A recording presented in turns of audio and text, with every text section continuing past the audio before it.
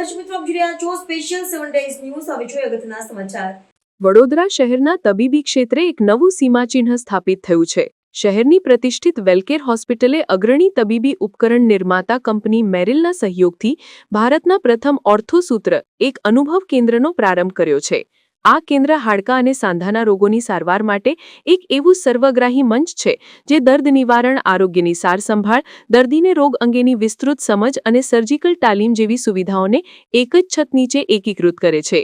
જાણીતા orthopaedic surgeon doctor ભરત મોદીના નેતૃત્વ હેઠળ શરૂ થયેલા આ કેન્દ્રનો મુખ્ય ઉદ્દેશ્ય આરોગ્યલક્ષી સારવારની પ્રણાલીમાં પરિવર્તન લાવવાનો છે.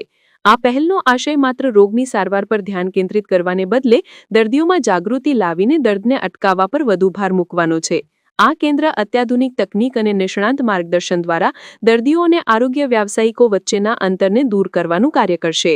આ પ્રસંગે વેલકેર હોસ્પિટલના સ્થાપક ડોક્ટર ભરત મોદીએ જણાવ્યું કે ઓર્થોસૂત્ર માત્ર એક કેન્દ્ર નથી, પરંતુ તે એક ચળવળ છે.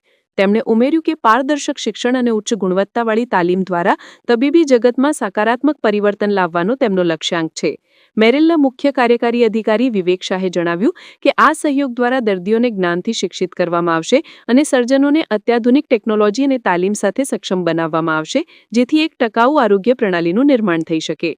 લોકોને પ્રિવેન્ટિવ કેર એટલે કે ડૉક્ટર પાસે આવવાની જરૂર ના પડે એના માટે શું કરવાનું એ એજ્યુકેટ કરવા માંગીએ છીએ અમે, કે કેવી રીતના તમારા જોઈન્ટ્સનું ધ્યાન રાખવાનું, કેવી રીતના સ્પાઇન, તમારી કમર, બેકનું ધ્યાન રાખવાનું, એ એજ્યુકેશન અમે ફ્રી ઓફ ચાર્જ આપવા માંગીએ છીએ. હવે અમે એક ઓફિશિયલ એકેડમી ખોલી છે જ્યાં અમે 3D technology, virtual reality, 3D printing આવા ટૂલ્સના માધ્યમથી અમે એમને વધારે સારી રીતના ભણાવી શકશું અને અમે એમનું ટીચિંગ વધારે પ્રેક્ટિકલ બનાવી શકશું. આપણને બહુ સારામાં સારી જે જાણકારી આપી છે અમને આજ દિવસ સુધી ક્યાંથી એવી જાણકારી મળી નથી.